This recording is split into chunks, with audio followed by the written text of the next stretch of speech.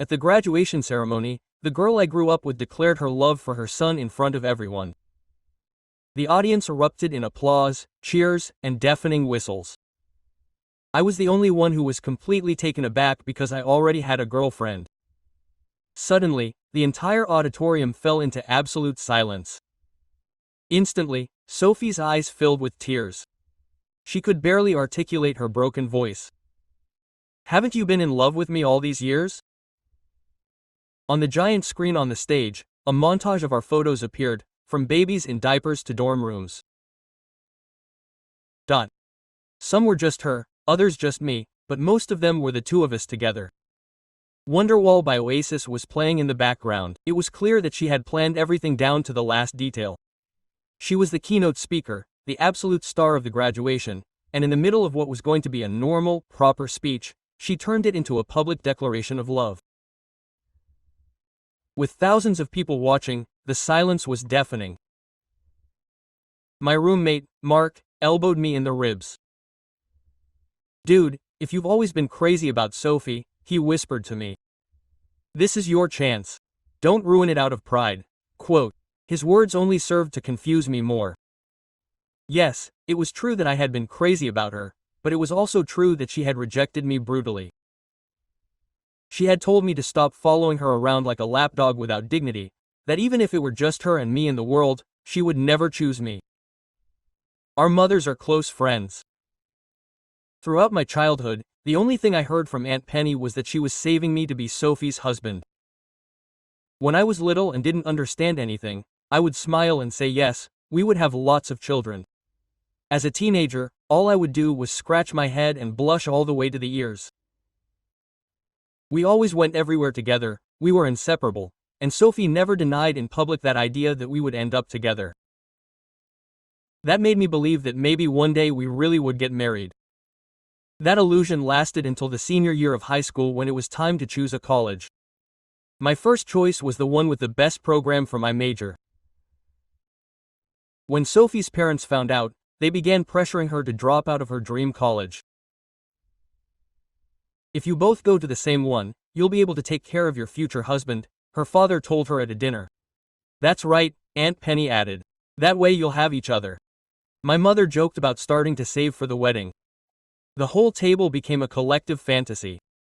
I kept my head down, blushing as a tomato, without realizing that Sophie's face was darkening by the moment. Suddenly she slammed the table and stood up.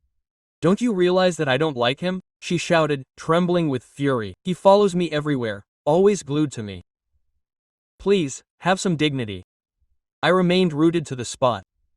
Shame, humiliation, an overwhelming feeling of worthlessness. I clenched my fists under the table until my knuckles turned white. I looked at her. The disgust in her eyes was so evident that I felt like my heart was being torn out in strips with a rusty knife. Her father demanded that she apologize. "What nonsense are you talking about? You don't like him, Aitan? It's a miracle that a boy like him listens to you." The atmosphere was poisoned, but Sophie didn't give in. "I'm going to Princeton and you better not follow me," she blurted out, looking at me like I was a criminal. Being looked at like that by the person you love really hurts. It hurts in the body. In the end, Sophie didn't get into Princeton. She ended up at my same school, Northwood. We didn't see each other again until move-in day, when I saw her lugging a suitcase across campus as a freshman. We hadn't spoken a word all summer. When she saw me, a flash of panic crossed her face. Only after Aunt Penny nudged her did she reluctantly come over to help me with the boxes. "I ended up at this shitty school with you," she muttered happily so only I could hear. It was like I'd been punched in the stomach. I stepped away. She stood there with her hand hanging in the air, ridiculous. Aunt Penny quickly intervened and offered to walk me to the dorm. She apologized on the way. "Ihan honey. Sophie is being immature. I'm so sorry for what she said that time. I'll talk to her." I dragged the suitcase silently. "It's okay, Aunt Penny, we're grown up now. Those childish jokes aren't funny anymore. From now on, I'll stay away from Sophie." I was very clear about it. Childhood dreams aren't real. Childhood love can't be forced, but Aunt Penny grabbed my arm, shocked. "What do you mean you've grown up together? You know each other better than anyone." That girl doesn't know what's good for her. For me, you'll always be the only son-in-law I want. I didn't know what to say. Aunt Penny had always been very good to me. She bought me expensive sneakers, sports equipment. She always joked that she was bribing her future son-in-law. When I didn't respond, she smiled and patted me. Hey, you're in the same university now. I know that girl, just be patient with her and take care of her. She surrenders to tenderness. I felt such a big knot in my stomach that I could barely breathe. Yes, I liked her. Sophie, but I couldn't swallow my pride and go back to crawling after her after the way she had treated me. Sophie was gorgeous, fair skin, perfect features. In a few weeks she became the undisputed queen of the first year, surrounded by admirers. I, as she wanted, kept my distance. A few months later I saw a photo of her on Instagram with a boy. He was hugging her. They were both smiling radiantly. They seemed like the ideal couple. Her profile, previously almost empty, was filled with life. She asked for gift ideas for her boyfriend's birthday. She uploaded photos of them clasped hands, screenshots of chats. In those messages, he was sometimes rude and they argued, but she always responded with a sweetness and patience that I had never seen. That's when I understood that Sophie did have a tender and delicate side, but she only showed it with those she really liked. What little remained of my infatuation withered and died. I decided to close that chapter forever. Halfway through the year, I suddenly received a message from her. I'm downstairs. I went downstairs and found her waiting, nervous. She shoved a box in my hands. My mother made me bring it to you. They were limited edition sneakers. I tried to return them to her, but she kept walking away. That's how you work now, isn't it? With these cheap tricks, nothing will ever happen between us. I didn't even have time to open my mouth. Seeing her treating me like a pariah, even after I had moved on, still hurt. I looked at the box, my throat tightened. I deleted her number and returned the money to Aunt Penny for Venmo. She called me right away. Sophie's up to her old tricks again. I explained that we were adults now and that this kind of thing could cause misunderstandings. She was quiet for a few seconds and hung up. I thought that was the end of it. A few days later, on my way to the dorm, a stranger approached me with bloodshot eyes. He pushed me violently and started yelling that I was stealing his girlfriend. I tasted blood in my mouth. Between the shock and the rage, I barely understood anything when Mark lifted me off the ground. The guy, dark, athletic, with shaved hair on the sides, wearing a varsity jacket, was already pinned down by other students. He was still yelling, "Get away from my girlfriend, you thief." I turned my head, stunned, and saw her at the foot of the stairs, her graduation gown and cap in her hand. She was pale as a ghost, her lips parted, not saying anything. She just stared. She didn't come closer, she didn't open her mouth. The assailant was taken away by security. Mark was shouting at the top of his lungs to get him thrown out. I, on the ground, my mouth full of blood, could only stare at her. I could barely stay upright. Someone put ice on my swollen cheek. The world spun around me. "Who is that idiot?" Mark asked. I didn't need to answer. I recognized him instantly. The second time I saw his face, it was Sophie's ex, the same one who was in every her Instagram photos hugging her, kissing her. The one who had witnessed the most brilliant version of her, perfect, tender, patient, and now this guy was hitting me for something I hadn't caused, or I had caused it without realizing it. Hours later, as the ceremony concluded amidst whispers, stifled laughter, and sidelong glances, I locked myself in my room. My cheek was throbbing. I didn't even have the strength to take a deep breath. I didn't even touch my phone until I saw that I had over 70 notifications, messages, videos, photos, reactions. The moment Sophie declared her love for me on stage had gone viral across campus. The images looked like something out of a bad movie. Me standing there like an idiot with my mouth half open, her crying, and behind me the giant screen showing photos of us as children. And as if that weren't enough, now the video of the punch was also circulating. Amidst all the chaos, a message from my girlfriend, now ex-girlfriend, was waiting for me like a knife under my pillow. All I had to do was she said, "Did you know I was going to do that?" I replied with the only truth I had. "No, I swear, useless. That same night he called me. His voice sounded cold, distant. He broke up with me without shouting or tears, just with a disappointment that weighed more than any shouting. He said he couldn't continue with someone who still had unresolved feelings for someone else, and maybe he was right. The next morning an anonymous notification appeared. Someone had leaked screenshots of old chats between Sophie and her ex. In one she wrote, "I don't care if you get jealous, it's just Itan. He's always there. It's not like he has any chance with me." In another, "Stop acting like you hate him. Sometimes just try to be nice." And the last one, "You're not going to do anything stupid, right?" It wasn't an order, it was a lukewarm warning, and it clearly didn't help. I sat up in bed with my phone shaking in my hands. For the first time since the public confession I felt something different. Pure rage, no sadness, no shame, no nostalgia, just rage. Sophie knew perfectly well what she was doing. She knew the scope of her words. She had played the victim, then the executioner, and now she pretended to be the redeemed heroine. Suddenly, there was a knock at the door. I turned slowly, my face still in pain. It was her, no flowers, no apologies ready. She was just standing there, face washed, no makeup, her hair loose, and her eyes sunken. Her shoulders slumped as if they weighed on her for years. "Can we talk?" she asked in a small voice. For the first time, I didn't answer. I closed the door. The thud still echoed in my ears hours later. I don't know how long I sat staring at the floor, my back against the wall. Sophia didn't insist. All I heard was her footsteps receding, slow, as if each one was tearing away a piece of her pride. I slept badly. I woke up feeling worse. My cheek was still swollen, but that wasn't the only thing. My name was everywhere. In the college group, in stories, in memes that put me in the middle of a love triangle and a right hook. As I walked out to the cafeteria, I noticed the stares, some curious, others full of gossip. Two girls whispered next to me as if I were invisible. They said she planned the whole thing to get attention. I heard she even sent Lex to put on a show. Do you think he'll forgive her? Sure. He's always been hung up on her. I kept walking. I didn't feel like correcting rumors. I saw her in the coffee line. Sophie, her long dark hair a little messy, her usual flawless makeup gone, wearing an oversized coat and her hands hidden in her pockets. She was staring at the ground. No one greeted her.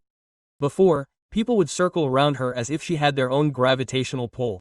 Now it was like gravity had suddenly let go of her. When she saw me, her face tightened. She took a step back as if she wanted to disappear. He didn't. I didn't mean to. She began. "Don't speak here." I cut her off without raising my voice. Her eyelashes fluttered. She looked down. The air turned to ice. A girl walked by and muttered quite loudly. The queen fell off her throne and did it all by herself. Sophie clenched her jaw but didn't reply. She no longer had that arrogance that always shielded her. It wasn't anger she carried, it was exhaustion. That same afternoon I saw her leaving the office. Alex, who hit me, had been temporarily suspended. She had been summoned to testify.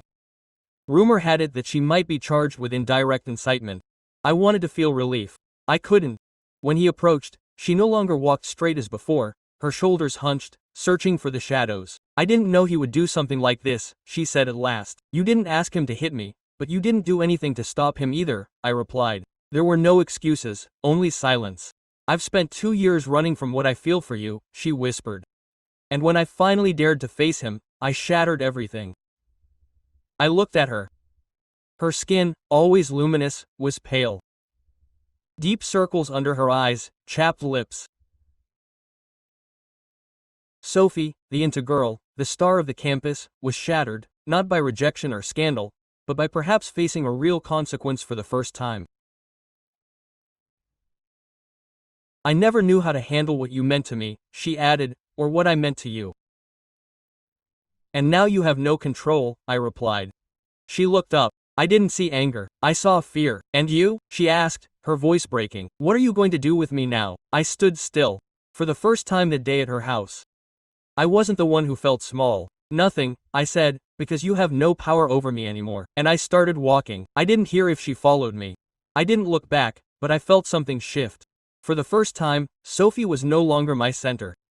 She was just another person, learning to deal with what she had caused. The silence in the bedroom that had once calmed me now felt like an empty box. My ex-girlfriend's absence was a hole torn out by force. She left no clothes, no books, no shared memories, just a mug with her name on the shelf, as if even the goodbye had been planned. The first few nights I couldn't sleep a wink. I would wake up at 2 or 3, toss and turn, opening Instagram for no reason. I would catch myself looking at Sophie's profile out of sheer habit. Almost all the photos with her ex had disappeared. In their place, books, profound phrases, a photo of a rainy window and the caption, "Broken things still let the light through." I didn't know if it was for me. I didn't want to know either. One Saturday, while I was cleaning out my closet, I found a box my mother had sent me when I started college. I had never fully opened it. Inside, among old t-shirts, was a black, hardcover notebook with no title. I opened it.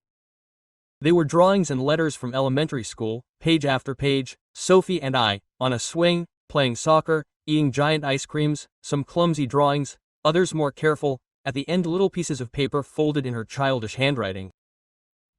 "Thanks for helping me with math. I don't like them, but you make them less horrible. Don't tell anyone, but when you yell at me from the window, I laugh. When I grow up, I want a house with you, but with 2 bathrooms, because you leave toothpaste everywhere." I read each note as if they were remains from another planet. There was a time when Sophie wasn't cruel or distant. There was a time when I was her safe place. When did everything break? My phone vibrated. It was Mark. "We're going out tonight. Let's all go to the bar on the corner." I shook my head even though he didn't see me. "I don't feel like it. You can't stay locked up forever. Itan. You're going to rust." "I'm already half rusty," I answered with a half smile. "Come on, Sophia won't be there," he added as if it were a safe conduct. That sentence turned my stomach. When her name had become a logistical variable, I accepted. The bar was small, with warm lighting, soft music. My friends laughed, playing with ice cubes. I stood by the window, drinking slowly, watching the fine rain. Everything seemed to pause. A soft voice pulled me out of my trance. "Can I sit down?" I turned my head. It wasn't Sophie, it was Emma, the girl who sat 2 rows behind me in contemporary literature.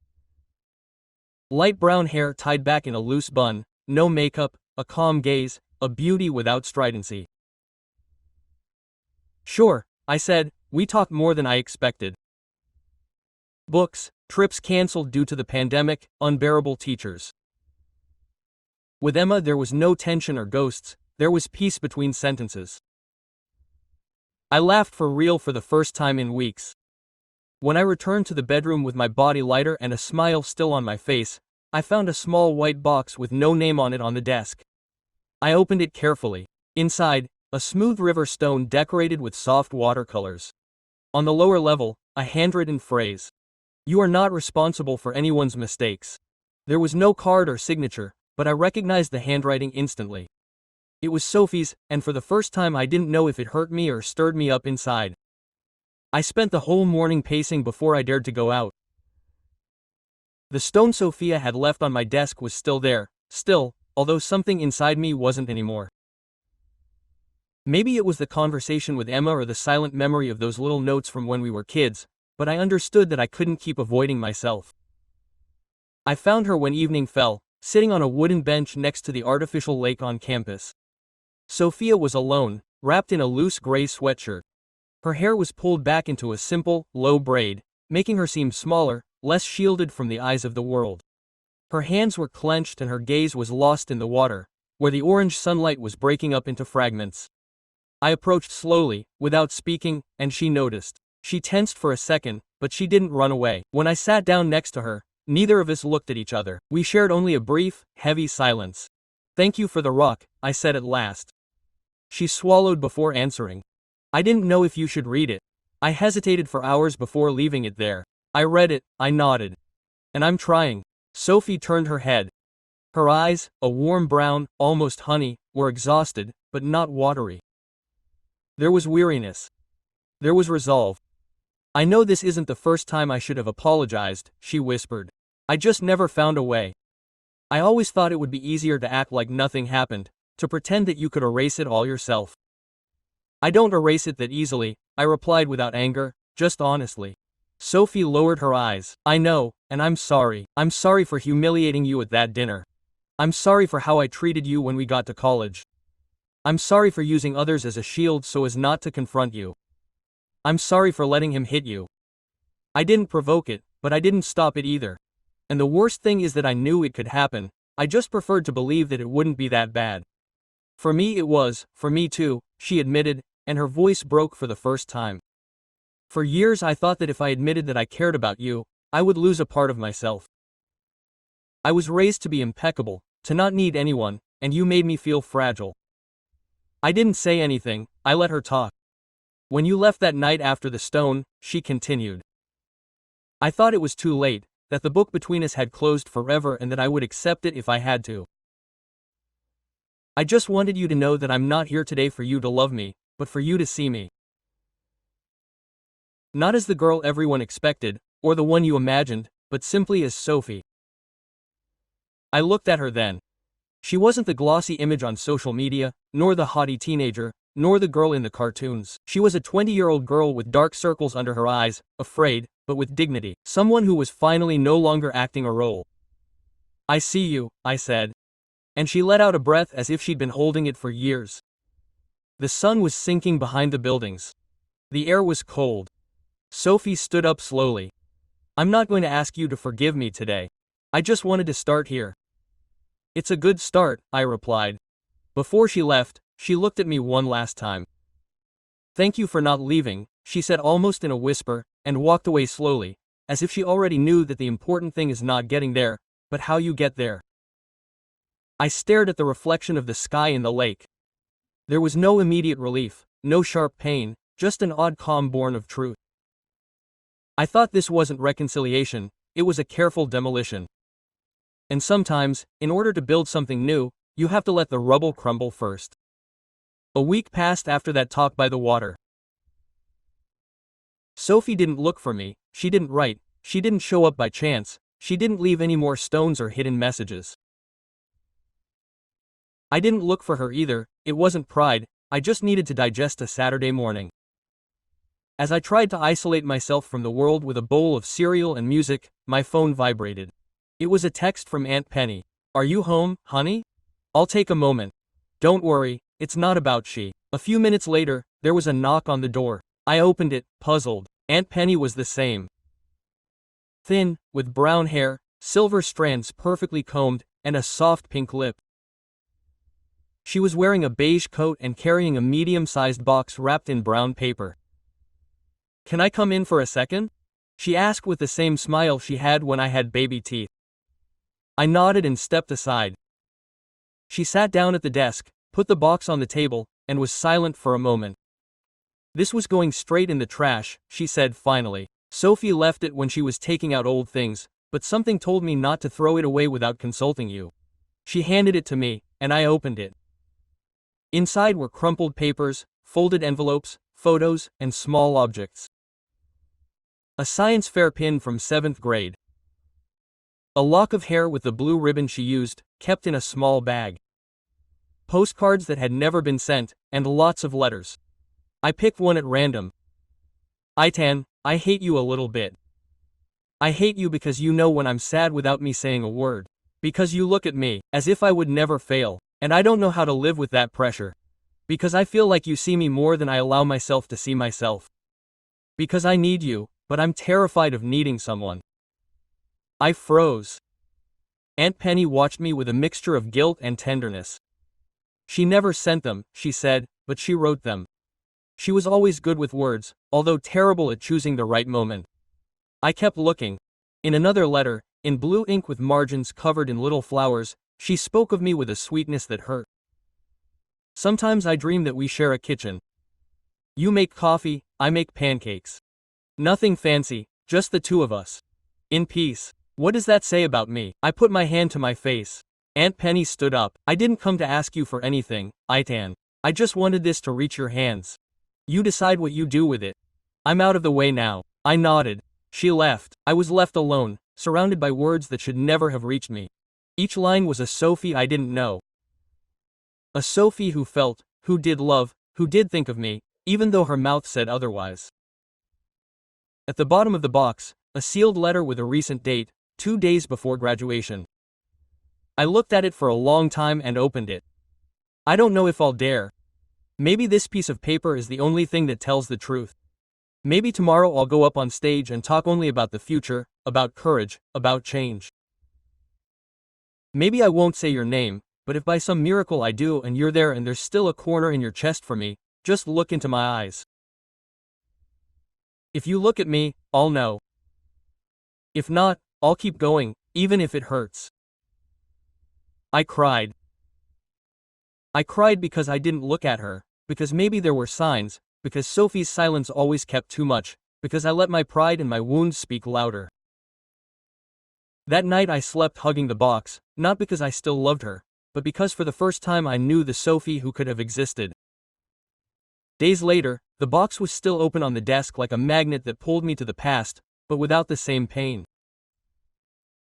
Old and new words had opened a crack in me. Not to relive what was lost, but to understand. One gray afternoon, with timid rain hitting the window, an unsigned message arrived. A coffee. No name was needed. I replied with a neutral time and place. A small coffee shop off campus, warm light, few students. The kind of place where words weigh less. I arrived early. I ordered 2 black coffees, like we used to have when we still talked during breaks. When Sophia entered, she was wearing a dark green sweater, worn jeans, and her hair in a low ponytail. She wasn't the old Sophie, or maybe she was, but without a mask. She had dark circles under her eyes, but she didn't seem defeated. She looked real. She sat down across from me and lowered her gaze. "Thank you for coming," she said. "No drama today." I joked without rancor. She smiled shyly. It was our first shared laugh in months. Silence fell for a few seconds. "I don't know if I should go first," she said. "If you'd rather talk, go ahead." She took a deep breath like someone about to dive into ice-cold water. "I haven't stopped thinking about the letter you found. I figured you'd read it." I nodded. It was the most sincere version of me I'd been in a long time. I could tell. She looked down at the cup. Her fingers were playing with my burn. Maybe not enough, but I started therapy in March. At first I did it out of obligation, then I couldn't stop. I looked at her with curiosity, not reproach. Why? Because for the first time I accepted that I'd always acted as if the world owed me something, and the world owes me nothing, especially not you. She said it without self-pity, almost with relief. "I wanted you to see me," she added, "not the Sophie everyone adored, but the one who pushed you away because she was lost, scared, and absurdly proud. You did it. I saw you," I said, "and I saw a girl who is learning to truly ask for forgiveness. I saw someone who still doesn't know if she wants to be loved or simply remembered fondly. And I saw someone who hurt me, but is now trying to understand why she did it." Sophia swallowed, her eyes never leaving mine. "And that's enough for you?" "No," I answered without hesitation. "No, not yet." Her shoulders slumped slightly, but it wasn't surrender, it was calm resignation. "I understand," she whispered. Quote, "I don't want you to come back out of pity or memories. I just needed you to know that what I felt that day at the ceremony was real, that it wasn't theater, that my legs were shaking like never before." But love isn't built with loud declarations, I told her, or with old letters. It's built on what no one sees, on the everyday. And you and I never shared that. Maybe one day we will be able to. I took a sip of my cold coffee. I don't know. But if what you're looking for is friendship, if you want to start from scratch, without promises or expectations, I'm willing to try it. Sophia smiled with shining eyes, but without shedding tears. "So, let's start there." We paid the bill. We walked together to the door. Outside, I was looking at the ground. She looked up at the sky. "Can I ask you one last question?" I nodded. "She was good to you," she said, referring to my ex. "Yes, very good. Do you miss her?" I thought about it for a second. Less than I imagined I would. I would, but more than I'd admit. She nodded. Not jealously, maturely. We said goodbye without hugs, without touching, without false hopes. And for the first time I felt that I was okay with that. It wasn't love yet, but it was something. And that was enough for now. Things didn't change overnight and, to be honest, neither of us intended it to. Sophia and I began to connect naturally. Like two people who had once built an entire universe, shattered it, and now walked through it among the rubble. We would talk from time to time, more by chance than by choice. If we crossed paths in the library, a slight nod of the head, sometimes a quick coffee in the hallway, nothing more. No drama, no intensity, as if we had both understood that the healthiest thing was to give each other some distance. That's when Clara appeared. I saw her for the first time in the comparative literature class. She was an exchange student who had just arrived from Barcelona, with short, light brown, straight hair, with a straight fringe that almost touched her eyebrows. She was wearing a dress, flowery and round glasses that did nothing to hide how enormous and green her eyes were. She had a sweet air, as if she smiled even when her face was at rest. I sat down next to her by pure chance. She turned her head and with a smile that was more curious than seductive, she blurted out, "You're good with Virginia Woolf." "Because I understand her less than I understand my ex." Quote. I laughed. It was a clean laugh, the kind that doesn't pass through the filter of the heart. It depends on how much you hate your ex. A lot. Then you're more than ready to read her. Just like that, simple, without weight. For weeks we shared notes, afternoons of study, and little by little silences that didn't bother me. With Clara I didn't have to weigh each word or calculate which scar I could reopen. I could tell her that I liked to read with instrumental music in the background or that I kept old letters from someone I loved very much. She didn't ask if they still hurt, she just said, it must have been someone important, period. One afternoon we were walking through the campus park. Clara was wearing a scarf she had knitted herself, and her voice had that Catalan accent that was tangled in the breeze. The sun was starting to set. "Ethan," she said suddenly without looking at me. "Are you still waiting for someone?" I stopped. She did too. I looked at her frankly, not with the intention of pleasing her. I didn't answer right away. "I don't wait, but I'm not in a hurry either." She smiled slightly. "I like that." "What?" "Don't rush to forget who you were." We kept walking. A few meters further on, we passed the political science building and there was Sophia sitting alone on the stairs with a folder on her knees. She saw us. Clara and I weren't holding hands, but something in the image stopped her in her tracks. Her gaze wasn't reproachful, it was something more naked, recognition. That look you give when you finally understand that the door you left ajar is closing without resentment. I stopped. Clara too. Sophia stood up slowly. She didn't come closer, she didn't look away, she just nodded slightly. I returned the gesture, she understood, and walked off in the opposite direction, clutching the papers as if they were her only lifeline. That night, Clara and I had dinner at a modest restaurant off campus. We laughed. We talked about her plans, mine. We didn't mention Sophia. Not because she didn't matter, but because for the first time in a long time, I was no longer the protagonist of her story. Sophia disappeared without warning, without goodbyes or announcements.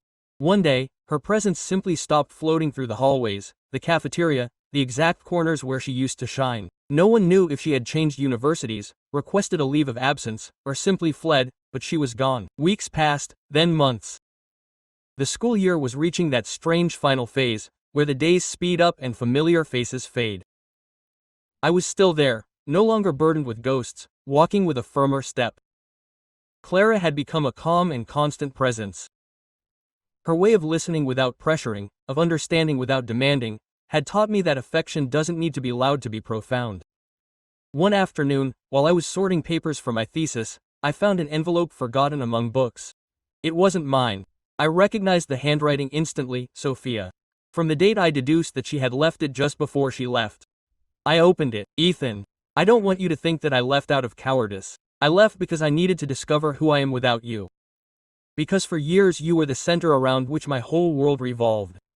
Even when I pretended that you didn't. I accepted an internship in another city. Nobody knows. Not Mom, not my friends, not you.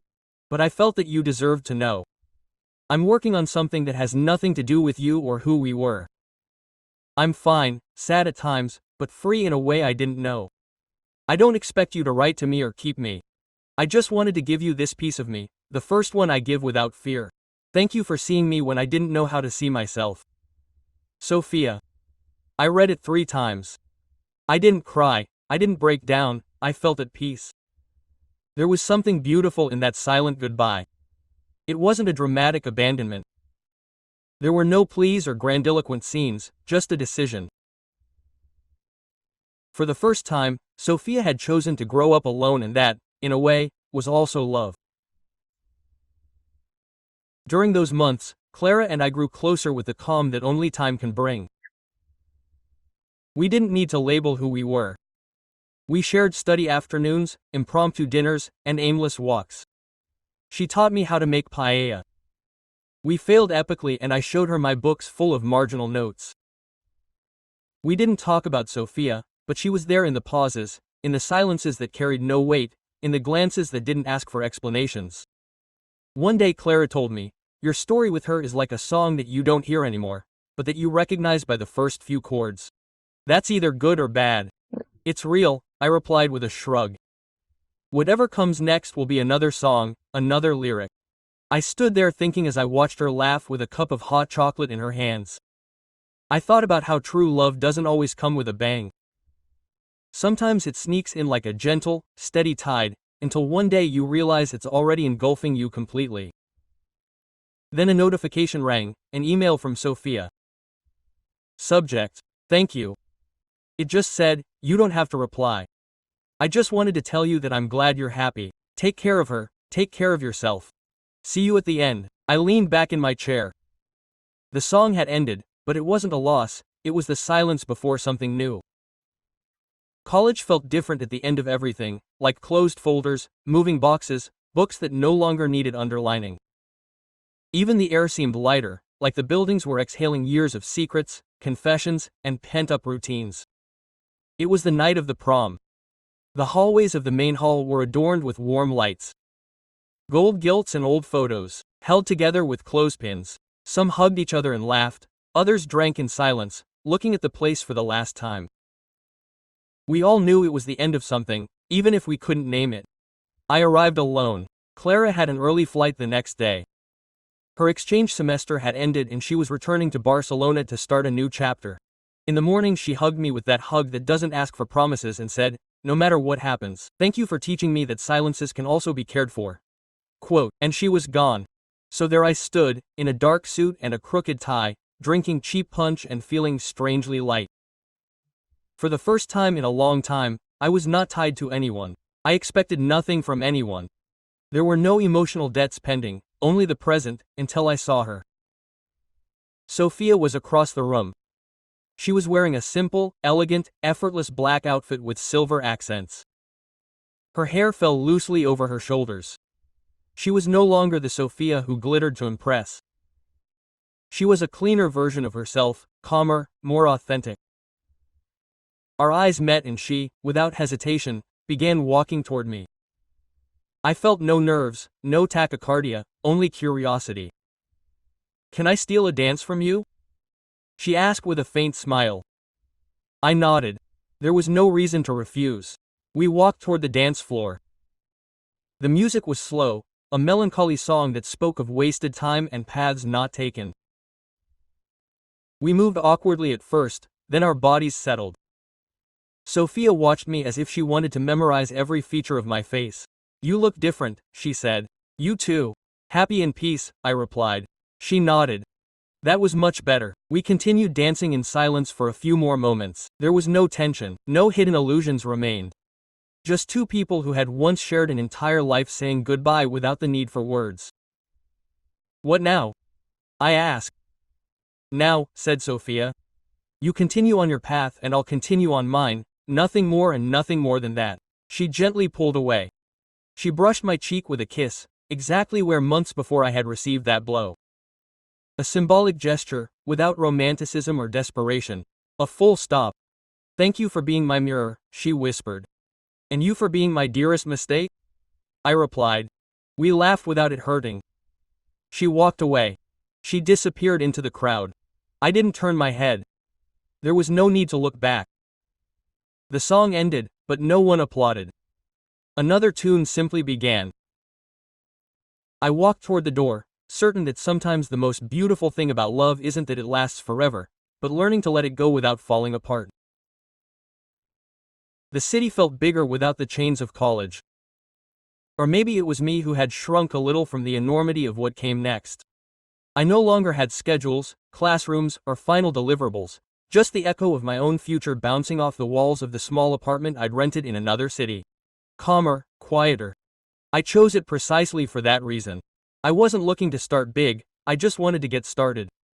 The first day at work was simple and true. No movie like epiphanies or extravagant colleagues, just a computer, a chair, and mountains of paperwork to sort through. I liked it. There was something about the routine that worked like a safety net. After years of unlabeled feelings, Clara and I still talked, not daily, but just enough. Short messages, photos of books, silly audios from her cat, no commitments, no plans for the future, just a light and honest affection, and that was enough for the moment. One afternoon, when I returned from work, I found an envelope in the mailbox with no return address. Inside was just one thing, a postcard. It showed a cobblestone street at night, illuminated by old-fashioned street lamps and a lone bicycle leaning against the wall. In the lower corner, an unmistakable handwriting. Not all streets lead you home. Some just teach you to walk more steadily. There was no address or request for a response, just that. I held it between my fingers for a long time. I thought about everything we were, about what we almost were, about what we would never be. I thought about Sophie and me, not as an S, but as two stories that crossed paths at a decisive junction, broke apart, clashed, and finally knew how to let go. I left it on the shelf next to the keys. I didn't frame it, I didn't put it away in a drawer. I left it there like someone placing a stone on a grave, not to mourn, but to remember calmly. The next day I went for a walk. The sky was clear, the air fresh. I had headphones on, but no music. All I could hear was my footsteps on the sidewalk. On the corner there was a bakery that had just opened. I went in, ordered a coffee, sat down by the window, and suddenly a girl sat down across from me. Curly hair, golden skin, a spontaneous smile.